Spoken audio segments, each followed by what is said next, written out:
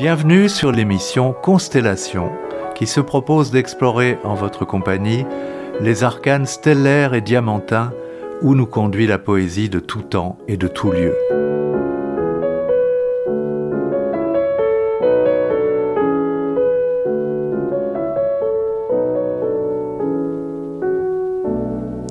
Bonjour à tous. Pour paraphraser le vers de Baudelaire que nous avions déjà eu l'occasion de citer, on aurait bien du mal, lorsqu'on lit et relit l'œuvre de Stéphane Mallarmé, à ne pas voir ses ailes de géant. Toutefois, c'est plutôt la délicatesse d'une aile aux plumes légères, subtile et raffinée, que l'on rencontre dans son œuvre, comme du reste dans sa vie. Tous ses amis, Méry Laurent, Édouard Manet, Henri Casalis, Claude Debussy, tant d'autres encore, qu'il conviait aux réunions des fameux mardis, à son domicile de la rue de Rome, ont souligné l'extrême raffinement, tant de sa personnalité que de son intelligence. On a pu rappeler, dans l'émission précédente, qui lui a été consacrée, l'ambition qu'il nourrit de créer un livre, ou plutôt le livre, qui constituerait l'explication orphique de la Terre. Cependant, les textes qu'il a écrits prennent plutôt la forme d'éventails aux plumes délicates sous le signe d'une indéniable disparate. Des éventails, il en composera même à la lettre 18 sous la forme d'un unique quatrain et dédicacé à autant de femmes. Cette disparate conduit à citer pêle-mêle et sans souci d'exhaustivité Hérodiade, L'après-midi d'un faune, Igitur, Les hommages et les tombeaux, ce qui s'intitule Chanson bas ou encore Les loisirs de la poste, pour culminer, on le verra, avec l'extraordinaire coup de dé. Le raffinement et la subtilité de Mallarmé ne l'éloignent pas d'une indéniable fantaisie qui s'exerce par exemple, et pour cette fois sans le moindre hermétisme, avec Chanson bas, titre qui doit s'entendre par rapport à l'expression « chanter haut », sous la forme de 8 petits poèmes destinés à accompagner des gravures du peintre Jean-François Raffaelli pour ses « Types de Paris ». Lisons, tout d'abord, le poème intitulé « Le savetier ». Hors de la poix, rien à faire. Le lys n'est blanc, comme odeur, simplement je le préfère à ce bon raccommodeur. Il va de cuire à ma paire, adjoindre plus que je n'eus jamais, cela désespère un besoin de talons nus. Son marteau, qui ne dévie, fixe de clous goût ailleurs, sur la semelle, l'envie toujours conduisant ailleurs. Il recréerait des souliers, aux pieds, si vous le vouliez. Ou encore ces évocations des métiers de Paris sous la forme condensée d'un simple quatrain.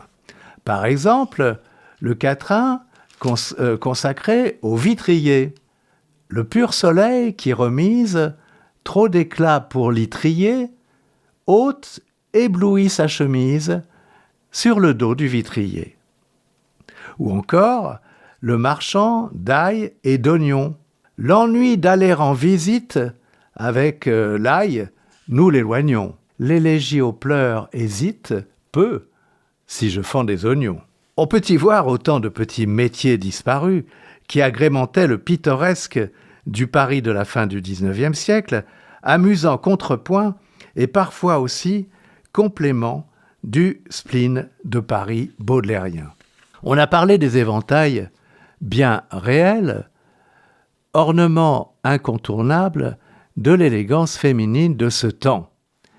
Citons-en deux. Un premier éventail dédié à mademoiselle G.M., donc c'est une dédicace qui demeure secrète, enfin la dédicataire demeure secrète. La voici. Jadis frôlant avec émoi, ton dos de licorne ou de fée, elle ancienne, donne-moi l'horizon dans une bouffée. Ou cet autre, qui inclut cette fois le nom de sa dédicataire, mademoiselle Hérold, comme la lune l'en prit, un blanc nuage pour cold cream étant la rêverie de Mademoiselle Hérold. Mallarmé se divertissait aussi à composer des quatrains dans lesquels il incluait l'adresse de ses correspondants, des écrivains bien sûr, mais aussi des peintres, des musiciens, des médecins et plus largement tous ses amis. Pour frivole qu'ait été cette entreprise, et on peut pour le moins imaginer l'étonnement des employés des postes, aucune des adresses en vers collationnées n'a manqué son destinataire. Mallarmé, du reste, avait été envisagé d'en faire éditer une plaquette illustrée d'ornements dessinés par Mrs. James McNeill Whistler, la femme du peintre. Il n'y a pas moins de 126 quatrains, vrais petits cristaux d'originalité. Citons-en 3. La pièce numéro 112, par exemple, la voici. Que la très subtile Élisa, nymphe des tuyaux et des vannes, cessant d'arroser me lise à l'ombre du 9 boulevard Lannes. Ou encore, la pièce numéro 92, facteur qui de l'État émane, c'est au 9 que nous nous plaisons de te lancer, boulevard Lannes, à la seule entre les maisons. Et enfin, une dernière petite pièce, un dernier petit éventail, le numéro 89, Paris chez Madame Mary Laurent, qui vit loin des profanes dans sa maisonnette Very Select du 9 boulevard Lannes. Pour comble d'une frivolité qui détassait les traits d'esprit que Mallarmé devait laisser fuser dans sa conversation, on peut évoquer aussi les 8 livraisons de la belle et luxueuse revue, la Gazette mensuelle intitulée La Dernière Mode, qui papillonne sur tout sujet, théâtre, équitation, natation, plaisir de la table, couture, etc., tout en incluant des textes d'Alphonse Daudet, de Catulle Mendès ou de Théodore de Banville.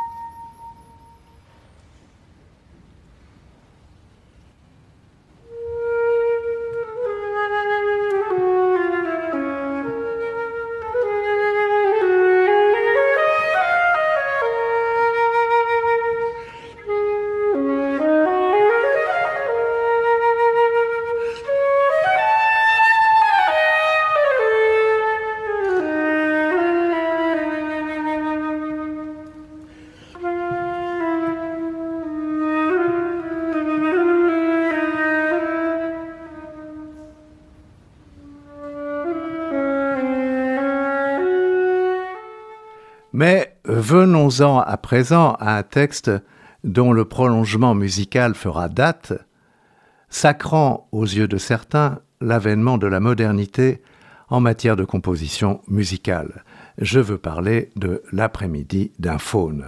Dès l'année 1865, Mallarmé choisit d'écrire ce qu'il nomme un intermède héroïque, bien dans la note parnassienne à première vue, l'histoire d'un faune qui souhaite s'emparer d'un couple de nymphes. Mais une seconde version, en 1875, sera interdite de publication par le refus d'un des membres du jury, Anatole France, qui profère à la lecture de ce texte « On se moquera de nous ». On pense à Gide rejetant plus tard l'œuvre de Proust. Il y a donc aussi des béotiens parmi les écrivains. Ce n'est pourtant que fin mars 1876 que l'après-midi d'un faune parut chez l'éditeur de Rennes sous une forme indéniablement raffinée. En effet, cette édition de l'après-midi d'un faune ne compta qu'à peine 200 exemplaires et témoigna d'une recherche et d'un goût particuliers. Le Hollande, le Japon et le Chine en furent les papiers choisis. Une couverture de feutre blanc du Japon, frappée d'or sur des exemplaires, fermés par des cordonnets de soie rose et noire, des illustrations d'Édouard Manet, tout concourut à faire, comme le dit longtemps après le poète dans sa bibliographie des poésies, je le cite, une des premières plaquettes coûteuses et sacs à bonbons, mais de rêve et un peu orientaux.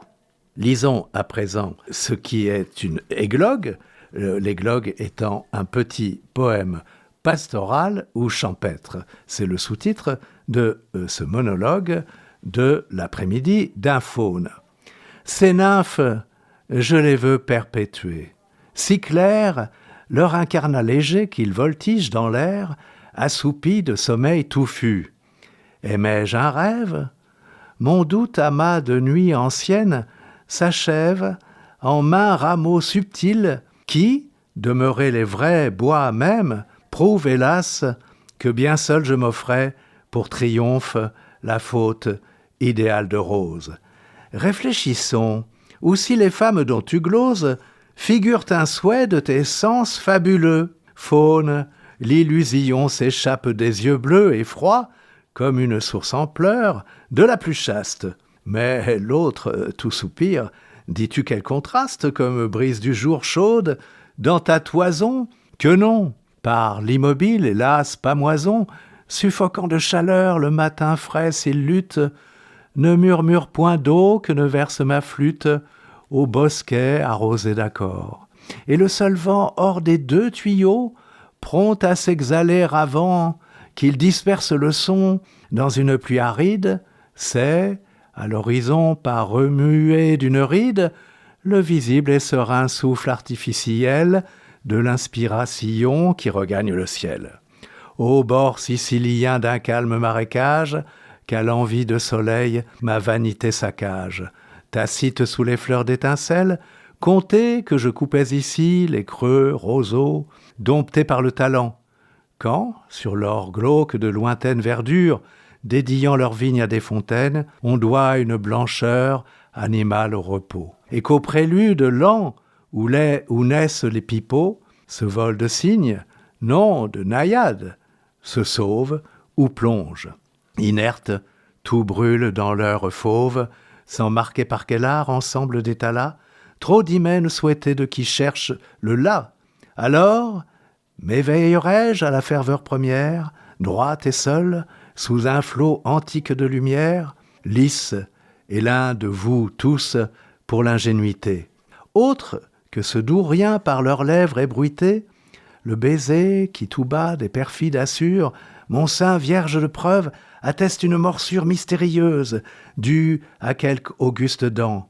Mais baste, arcane tel élu pour confident, le jonc vaste et jumeau, dont sous l'azur on joue.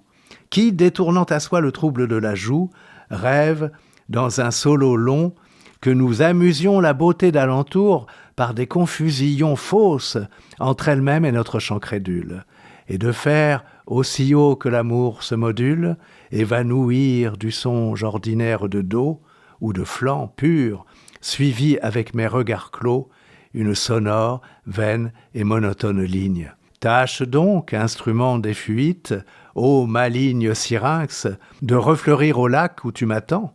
Moi, de ma rumeur fière, je vais parler longtemps des déesses, et par d'idolâtres peintures, à leur ombre enlever encore des ceintures. Ainsi, quand des raisins j'ai sucé la clarté, pour bannir un regret par ma feinte écartée, rieur, j'élève au ciel d'été la grappe vide, et soufflant dans ses peaux lumineuses, avide d'ivresse, jusqu'au soir, je regarde au travers. Ô nymphes, regonflons des souvenirs divers, Mon œil, trouant les joncs, dardait chaque encolure, immortelle qui noie en l'onde sa brûlure, avec un cri de rage au ciel de la forêt. Et le splendide bain de cheveux disparaît dans les clartés et les frissons. Ô pierrerie, j'accours, quand, à mes pieds, s'entrejoignent meurtris de la langueur goûtée à ce mal d'être deux, des dormeuses, parmi leurs seuls bras hasardeux. Je les ravis, sans les désenlacer, et vole à ce massif, haï par l'ombrage frivole, de roses tarissant tout parfum au soleil, où notre ébat au jour consumé soit pareil. Je t'adore, courroux des vierges, ô délice farouche du sacré fardeau nu qui se glisse pour fuir ma lèvre en feu, buvant, comme un éclair tressaille, la frayeur secrète de la chair, des pieds de l'inhumaine, au cœur de la timide, que délaisse à la fois une innocence, humide de larmes folles ou de moins tristes vapeurs.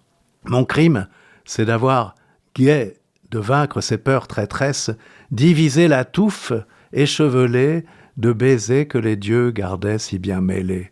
Car à peine j'allais cacher un rire ardent sous les replis heureux d'une seule, gardant par un doigt simple, afin que sa candeur de plume se teignît à l'émoi de sa sœur qui s'allume, la petite, naïve et ne rougissant pas, que de mes bras défaits par de vagues trépas, cette proie, à jamais ingrate, se délivre sans pitié du sanglot dont j'étais encore ivre. Tant pis, vers le bonheur d'autres m'entraîneront, par leurs tresses nouées aux cornes de mon front.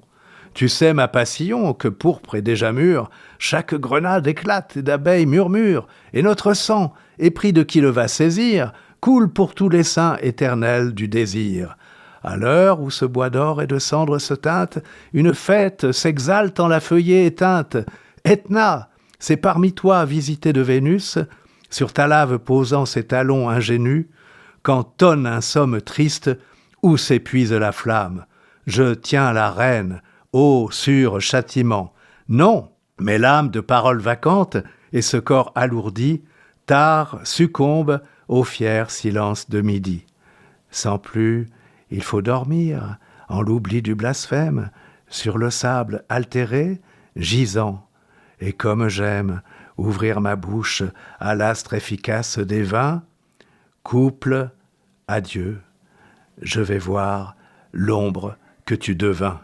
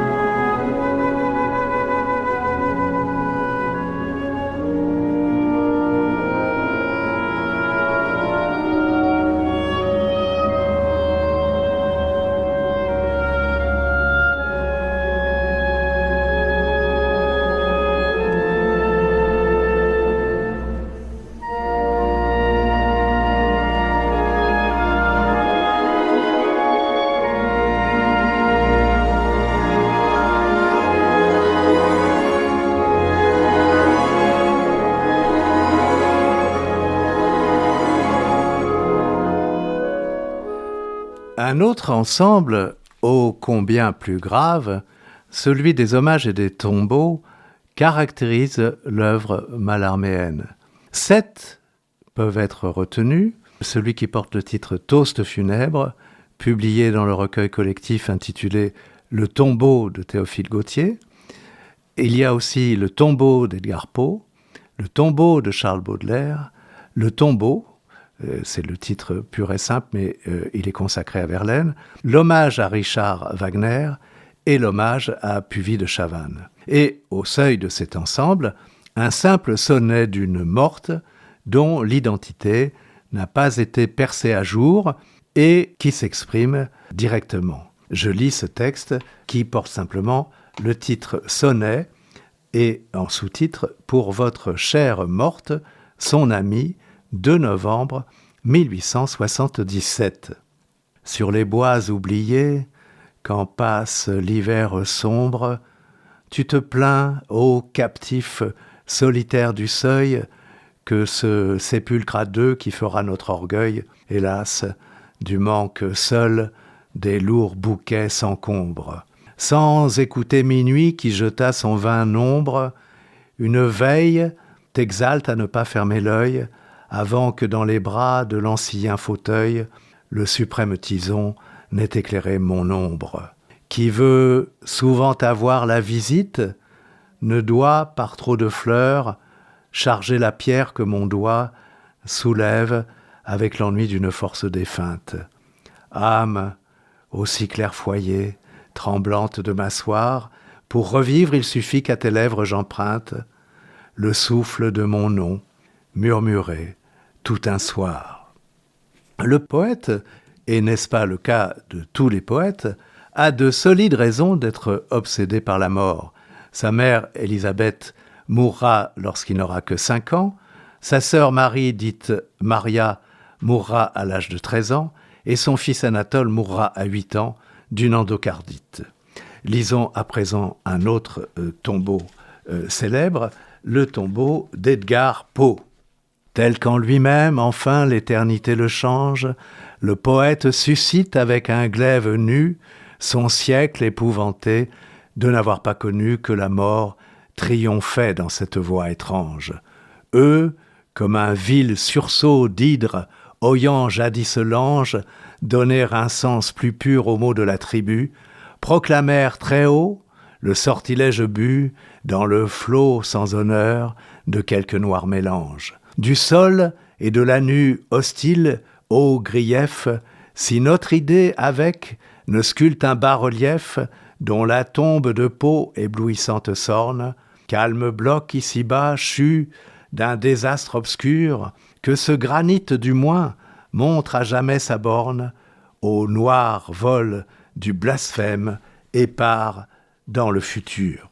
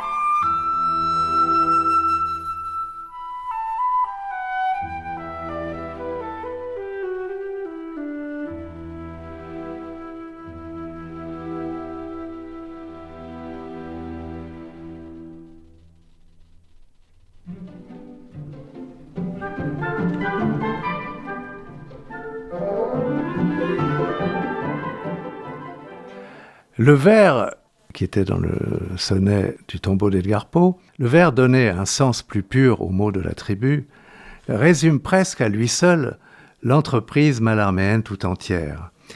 Il faudrait, pour finir, mais le temps nous manque, évoquer le texte « Un coup de dé jamais n'abolira le hasard », publié dans une revue en 1897, et c'est cette même année que le célèbre marchand de tableaux Ambroise Vollard proposera à Mallarmé d'en faire une édition monumentale, illustrée de lithographies d'Odilon Redon. Coût du volume 50 francs, une somme considérable pour l'époque. Mallarmé, néanmoins, ne vivra pas assez longtemps pour qu'elle se fasse, puisqu'il meurt le 9 septembre 1898. Le coup de dé constitue à lui seul une révolution poétique. Il ne peut être lu à voix haute, puisque son étonnante disposition typographique impose qu'il soit vu. Le secret qu'il renferme, véritable testament, est scruté par le philosophe Quentin Meillassoux dans son livre « Le nombre et la sirène ».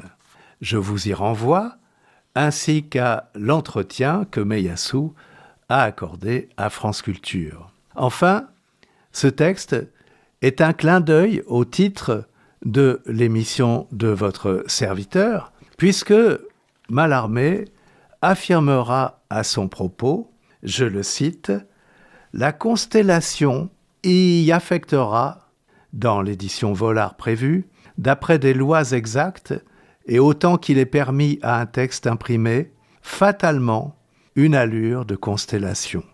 Le vaisseau y donne de la bande, du haut d'une page au bas de l'autre, etc. Car, et c'est là tout le point de vue, le rythme d'une phrase au sujet d'un acte ou même d'un objet n'a de sens que s'il les imite et, figuré sur le papier, repris par la lettre à l'estampe originelle, en doit rendre malgré tout quelque chose. Ce qu'il précise encore dans une lettre à Camille Mauclerc, je cite toujours Mallarmé, « Au fond, des estampes. Je crois que toute phrase ou pensée, si elle a un rythme, doit le modeler sur l'objet qu'elle vise et reproduire, jeter à nu, immédiatement, comme jaillit en l'esprit, un peu de l'attitude de cet objet quant à tout.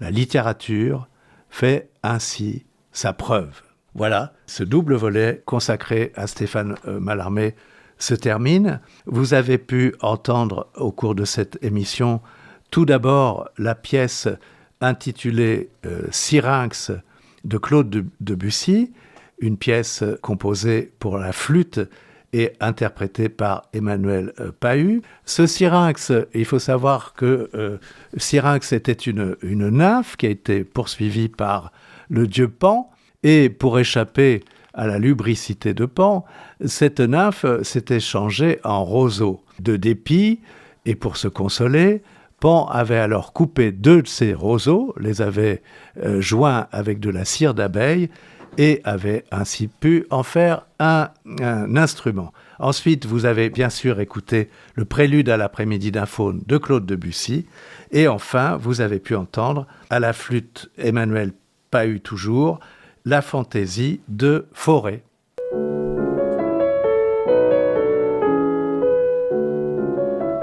Cette émission hebdomadaire est diffusée en direct les mardis de 10h à 10h30 et rediffusée les vendredis de 13h30 à 14h.